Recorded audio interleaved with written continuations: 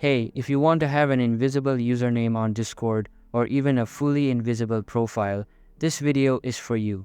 Let's begin. To do this, we obviously need to go into Discord. I recommend you to open it from the website and on PC.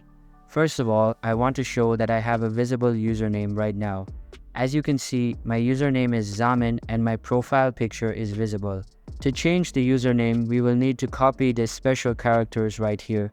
Those are special Unicode characters that will allow you to set an invisible username. Since Discord will detect those are like normal characters, you will need to change your current display name and paste the characters you just copied, save the changes, and that's it.